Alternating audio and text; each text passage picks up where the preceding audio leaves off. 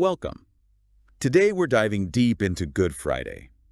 Our aim is to give you a solid grasp of this significant day, quickly and clearly. Exactly. We're drawing mainly from, well, the comprehensive Wikipedia article on it to distill the essentials for you. So by the end of this, you should understand what Good Friday is, why it's marked, and get a feel for the diverse ways people observe it worldwide. You'll hear different names for it, too. Right. Black Friday, Holy Friday, Great Friday. Great and Holy Friday, even Friday of the Passion of the Lord. Lots of variations. But the core is this.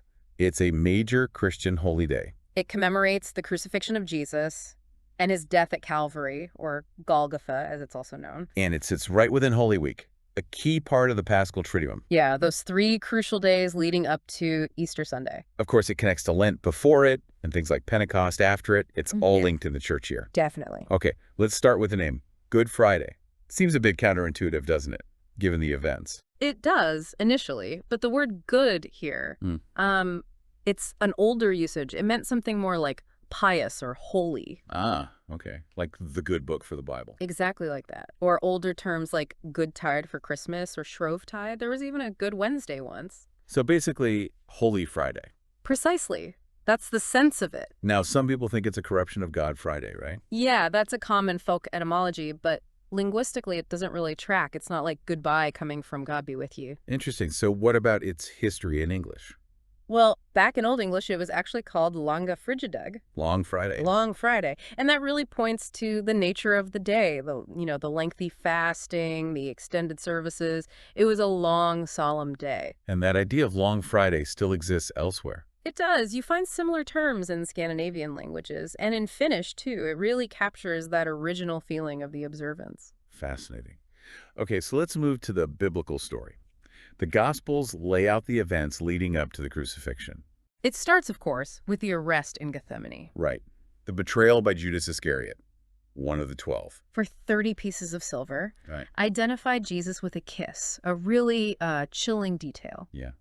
After the arrest, where was he taken first? First to Annas, who was the father-in-law of Caiaphas, the high priest at the time. Yeah. Then Annas sent him on to Caiaphas, where the Sanhedrin, the Jewish council, had gathered. And they were trying to find witnesses against him? They were, but the testimonies were inconsistent. Jesus was largely silent until Caiaphas put him under oath. Asking directly if he was the Messiah, the Son of God. Yes, and Jesus' response, "You have said so." And speaking of the Son of Man coming in glory, that was taken as blasphemy. Leading to the death sentence from the Sanhedrin. Correct. And all this time, outside, Peter was denying he even knew Jesus. 3 times, just as Jesus predicted. Such a human moment amidst all the divine drama. Absolutely. Then, the next morning, they took him to Pontius Pilate. The Roman governor. What were the charges they presented to him? Things like subverting the nation, opposing taxes to Caesar, and, crucially, claiming to be a king. And Pilate's reaction. He seemed reluctant, didn't he? He did. He initially tried to push it back onto them, suggesting they judge Jesus by their own law. But they couldn't impose the death penalty under Roman rule? Exactly. So Pilate questioned Jesus, found out he was Galilean, and tried to pass the book to King Herod, who was in town for Passover. Did Herod get anywhere?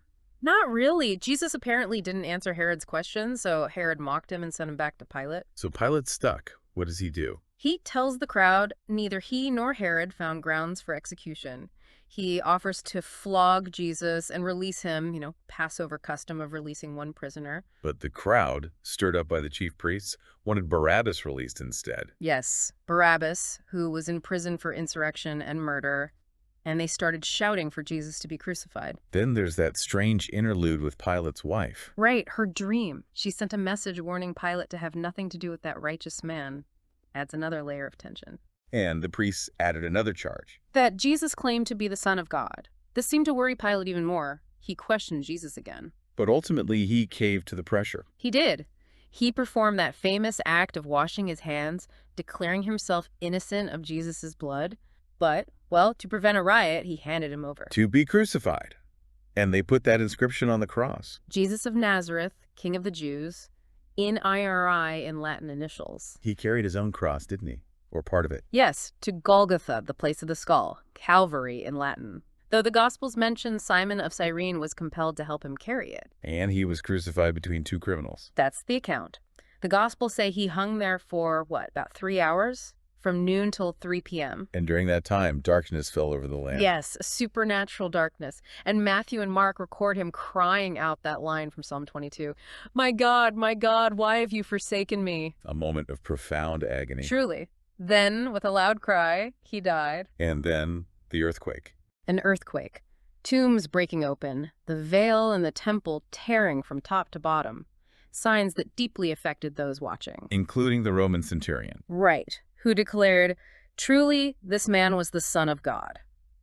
Or God's son, depending on the translation. So, after his death, what happened to the body? Joseph of Arimathea, a member of the Sanhedrin but a secret disciple, he bravely went to Pilate and asked for the body. Pilate granted permission. After confirming Jesus was actually dead, a soldier pierced his side with a spear, the source of the blood and water account in John's Gospel, and the centurion confirmed the death. Okay, so Joseph took the body. Yes, and Nicodemus, another secret follower mentioned earlier in John's Gospel, came along too. He brought spices, right? A lot of spices. A huge amount, myrrh and aloes, maybe 100 pounds worth. They wrapped the body in linen cloths with the spices, following Jewish burial customs. And laid him in Joseph's own tomb. A new tomb, carved from rock nearby, they rolled a large stone across the entrance. And then the Sabbath began at sunset. So his followers rested, observing the Sabbath commandment. Right. It's an incredibly detailed and dramatic narrative. It absolutely is. Foundational for Christian belief. Okay, let's shift now. Right. How is this day actually observed in different Christian traditions, starting with Eastern Orthodoxy? Okay. In the Eastern Orthodox Church, it's known as Great and Holy Friday, or just Great Friday. And it's a very solemn day. Extremely. So much so that the Divine Liturgy, the Eucharistic service, is never celebrated. Never. Almost never. The only exception is if it happens to fall on the same day as the Feast of the Annunciation, March 25th, which is quite rare. I see. And the church environment changes. Yes. Clergy wear black vestments, not the usual Lenten purple or red. Yeah. And all the church hangings are changed to black, staying that way until the liturgy on Great Saturday. It's a visual symbol of deep mourning. And for the faithful, it's about more than just remembering. Definitely. The emphasis is on participating in Christ's death and resurrection. It's not just commemoration. Which involves fasting. A very strict fast. Traditionally, an absolute fast. No food or drink for the entire day for healthy adults. It's a serious act of penance and solidarity with Christ's suffering. Wow. When did the specific services begin? They actually start on Thursday night with the Matins of Holy and Great Friday, sometimes called the Matins of the 12 Passion Gospels. 12 Gospels. Yes, 12 readings from all 4 Gospels, taking you chronologically through the Passion story from the Last Supper right up to the burial. That must be quite lengthy and intense. It is. There's often a candelabrum with 12 candles, one extinguished after each Gospel, symbolizing the disciples' scattering and the light fading. Is there a central moment in that service? A very powerful one. Just before the 6th Gospel, detailing the crucifixion itself, a large cross is carried out solemnly into the nave, the main part of the church. For veneration. Yes. It's placed in the center, often accompanied by incense and candles, while a specific, very moving hymn is chanted. Siamaran Krematai epi silo. Which means, Today, he who hung the earth upon the waters is hung upon the cross. It emphasizes the paradox of the Creator's suffering. that's powerful imagery. It really is. And the faithful come forward to kiss the feet of the Christ figure on the cross. There's also a hymn about the wise thief, the one crucified with Jesus who recognized him. So that's Thursday night. What happens on Friday itself? On Friday forenoon, there's the service of the Royal Hours. Royal hours. It's an expanded version of the usual daily prayer services, but enriched with specific readings, Old Testament prophecies, epistle lessons, gospels, all focused on the crucifixion. The royal refers to the solemnity, commemorating Christ the King's sacrifice, and historically, the emperor might have attended. Okay. And then in the afternoon, around 3 p.m. Yes, around the traditional hour of Jesus' death, there's the Vespers of the taking down from the cross. Supposition Vespers. Exactly. It commemorates taking Christ's body down. There are specific readings, again, like Isaiah's suffering servant. And a physical action happens during this. Yes, very visually. During the gospel reading about Joseph of Arimathea, a representation of Christ's body, the soma, is physically removed from the cross. Wow. It's then wrapped in linen and placed on the altar. After that, the epitaphios is brought out. What's the epitaphios? It's a highly decorated cloth icon, essentially a shroud, embroidered with the image of the dead Christ prepared for burial. And what happens with that? It's carried in procession to a low table in the center of the church representing the tomb of Christ. This table is often covered in flowers. The service ends with hymns expressing hope in the resurrection. Is that the end of the services associated with Friday? Not quite. In Slavic practice, Compline follows Vespers with a special canon about the crucifixion and Mary's lament. And then on Friday night, looking towards Saturday, comes the Matins of Holy and Great Saturday. Also called the Lamentation at the Tomb. Yes, or Jerusalem Matins. It's Yeah. mostly sung around that epitaphos in the tomb in the center of the church. What's distinctive about this service? The chanting of the Lamentations, or encumia. These are beautiful, poetic verses about Christ's death and burial, interspersed with verses from Psalm 119. Really profound theology and often stunning music. Organized in sections. Usually 3 sections, or stases. One particularly moving part is often the Virgin Mary's lament, "O my sweet spring." It's traditional for flowers and rosewater to be placed on the epitaphos during this service. And there's a hint of resurrection already. Yes, significantly, the Evlogitaria of the Resurrection, normally sung only on Sundays, are included here. And the final ode of the canon is often a dialogue between Christ and his mother, emphasizing the coming victory. What happens at the end of that service? Towards the end, during the Great Doxology, the epitaphos is carried in procession around the outside of the church. Symbolizing the funeral procession. Yes, and Christ's descent into Hades to conquer death. When it returns, sometimes it's held aloft at the doors and people bow and walk under it as they re-enter. A symbolic participation. Exactly. The epitaphos then stays in the tomb, often with someone continuously reading psalms beside it until the Easter service begins. That's incredibly rich and layered. It truly is deeply symbolic and participatory. Okay, let's switch gears to the Roman Catholic tradition. What are the key observances there? Right. So the official Latin name now is Feria Sexta in Passion Domini Friday of the Passion of the Lord. And fasting is important here too. Yes. Good Friday, along with Holy Saturday, constitutes the Paschal fast. For Latin Catholics, that typically means 1 full meal and maybe 2 smaller snacks that don't add up to a full meal, and abstinence from meat is required. Similar to the Orthodox, there's no Mass. Correct. No Mass is celebrated between the evening Mass of the Lord's Supper on Holy Thursday and the Easter Vigil Mass. Again, except for maybe extremely rare solemn occasions needing special permission. So what sacraments can be celebrated? Only baptism if someone's in danger of death, penance or confession, and the anointing of the sick. Holy Communion is distributed, but only within the specific Good Friday service, using hosts consecrated on Holy Thursday. It can also be taken to the sick. And there's a special collection. Yes, traditionally for the holy places in the Holy Land, a connection to the physical locations of the Passion. What's the main service called? The celebration of the Passion of the Lord, usually held in the afternoon, ideally around 3 p.m., the traditional hour of death. And the church looks different. Very different. The altar is completely bare. No cloths, no candles, no cross. Holy water fonts are empty. Church bells are silent from Holy Thursday's Gloria until the Easter Vigil's Gloria. It's stark. What's the liturgical color? Red, symbolizing Christ's blood and passion. Though historically, before 1970, it was black, with violet for the communion part. And even earlier, before 1955, it was all black. Is there a specific structure to this celebration? Yes, 3 main parts: the Liturgy of the Word, the Adoration of the Holy Cross, and Holy Communion. How does it begin? With the clergy entering in silence and prostrating themselves completely before the bare altar. A very solemn gesture of humility and grief. Then the Liturgy of the Word. Right. After the opening prayer, there are readings. Typically, Isaiah's suffering servant passage, a reading from Hebrews about Christ the high priest, and then the passion narrative from the Gospel of John is read or chanted.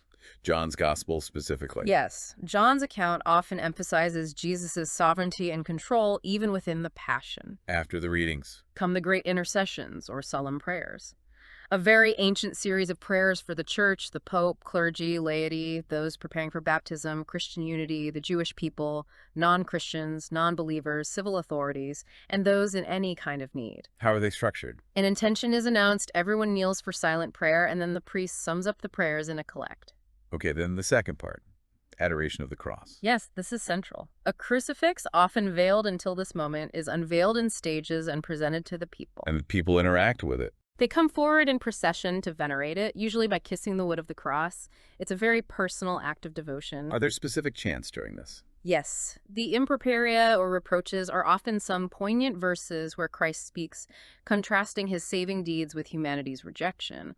Also, the Trisagion hymn, Holy God, Holy Mighty, Holy Immortal. And the third part is Holy Communion. Correct. It follows a simplified rite. The Lord's Prayer is said, but key parts of the Mass, like the breaking of the bread and the Agnus Dei, Lamb of God, are omitted. And the hosts are from Thursday's Mass? Yes, the pre-sanctified hosts consecrated the day before.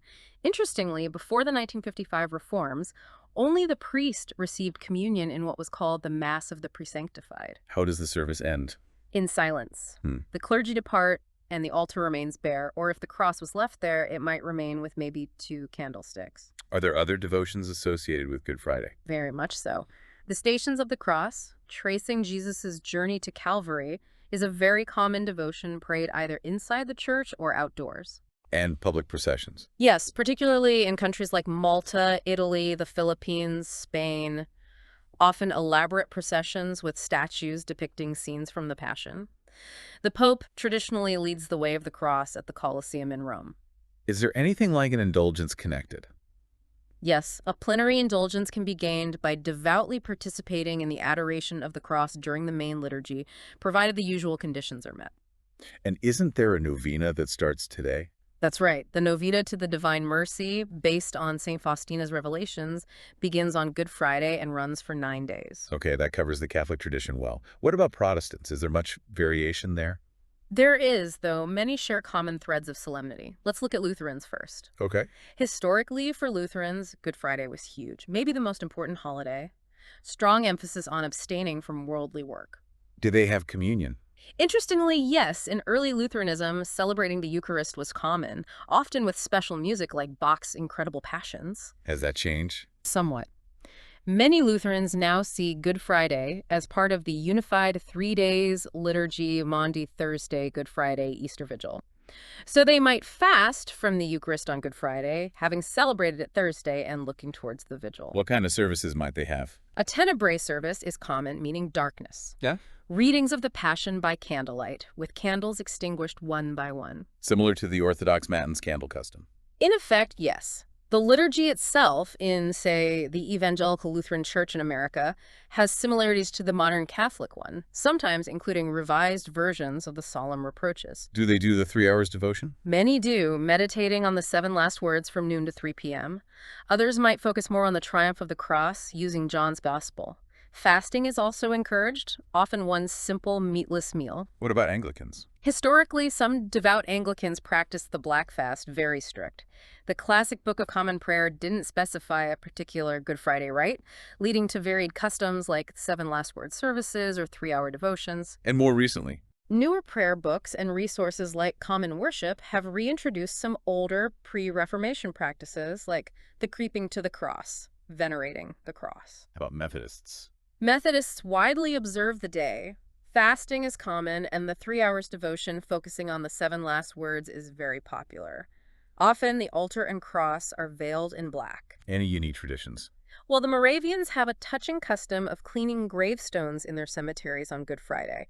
They usually have their communion service, the Love Feast, on Maundy, Thursday. And Reformed churches, like Presbyterians. They generally observe Good Friday with services, often including scripture readings and perhaps the solemn reproaches. And many Protestant churches across denominations hold joint or interdenominational services, sometimes including the Lord's Supper. So a real spectrum of observance, but a shared sense of solemnity. Absolutely. A day of profound reflection across these traditions. Beyond the church services, what about wider customs or its status in society?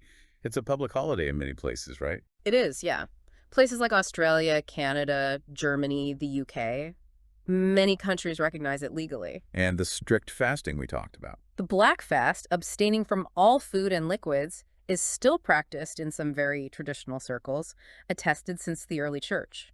Others observe simpler fasts or abstinence from meat. You mentioned processions and hymns earlier, too. Right. Hymns like Crux Fidelis or Vexilla Regis are ancient and powerful parts of the liturgy in some traditions, and that old Mass of the pre-sanctified idea persists in some forms. Are there legal restrictions sometimes? In some places, yes. Germany, for instance, has laws restricting things like public dancing or horse racing, called Tanzverbot, viewing them as incompatible with the day's solemnity. Let's touch on a few specific countries. Australia. Generally, shops are closed, schools too, though some things, like the big Sydney Royal Easter Show, might be open. It varies a bit by territory. To Canada. Federal statutory holiday. Quebec gives employers a choice between Good Friday and Easter Monday. Cuba made it a holiday relatively recent. Yes, back in 2012, after Pope Benedict VI's visit, Hong Kong observes it too. What about Ireland? Known for its pubs being closed. Historically, yes. The mandatory closure of pubs on Good Friday was a famous, long-standing thing, only lifted in 2018. Yeah. Most other businesses still close. Northern Ireland still has restrictions on alcohol sales until 5 p.m. Malaysia. It's a public holiday just in Sabah and Sarawak, the states on Borneo, Malta. known for very solemn celebrations and quite dramatic processions. New Zealand. Legal holiday, schools closed, strict trading restrictions for shops. The Philippines seems to have particularly intense traditions. Extremely. Street processions, Way of the Cross reenactments, chanting the Pasión narrative, the Siete Palabras, 7 last words, readings. And more extreme practices. Sadly, yes. Self-flagellation and even actual crucifixions occur among some devotees, although the Catholic Church strongly discourages these. Generally, it's a very quiet day, no church bells, limited broadcasts, many shops closed. The veneration of the cross at 3 p.m. and the burial procession are key events. And specific foods are traditional in some regions. Old. A strong tradition of creating tableaus of Christ's tomb in churches. People spend long periods praying there, often kissing the wounds on the figure of Christ. The Blessed Sacrament is displayed. Spain is famous for its processions, too. Yes, the Nazarenos in their distinctive robes and pointed hoods, very striking and solemn processions. Okay. Public holiday, a bank holiday. Schools closed, many businesses too, though retail often stays open now. Horse racing used to be banned, but that changed. And BBC Radio 4 News traditionally starts with a hymn verse. And the U.S., not a federal holiday. No, but it is a state holiday in quite a few states. Connecticut, Texas, Delaware, Hawaii, North Carolina, others. Stock markets close, but some financial markets remain partially open.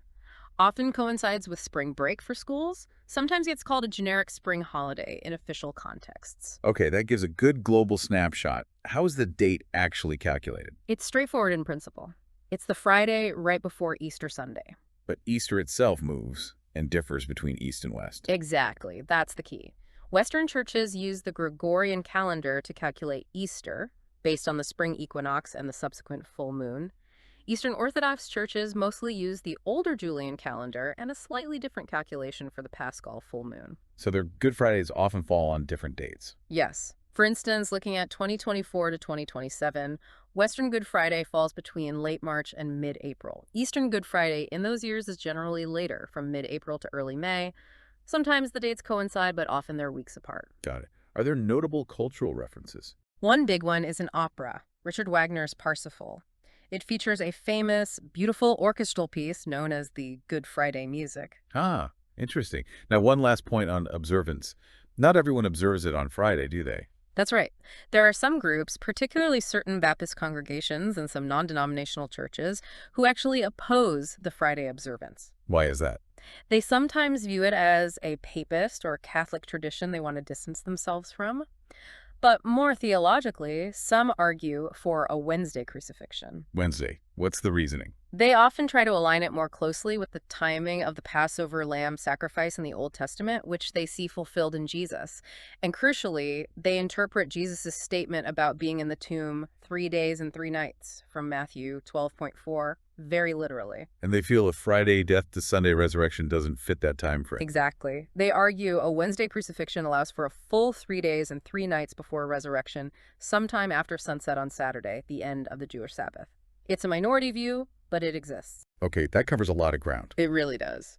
So wrapping this up, we've seen Good Friday is this incredibly significant day commemorating Jesus' crucifixion. With roots deep in the biblical narrative. And observed with such a diversity of practices across Christian traditions, from solemn liturgies and fasting. To very public and sometimes dramatic processions and devotions. Plus, it's recognized as a public holiday, impacting society in many parts of the world. Hopefully, this deep dive has given everyone a much clearer picture without needing to wade through tons of sources. Yeah, a good, solid understanding. And it really makes you reflect, doesn't it? How an event from 2 millennia ago continues to echo so profoundly and shape culture and tradition in so many varied ways globally. Absolutely. It's quite something. Maybe a final thought for listeners. Which of these custom or theological points struck you as most surprising or made you think the most? Perhaps that's something to explore a little further on your own.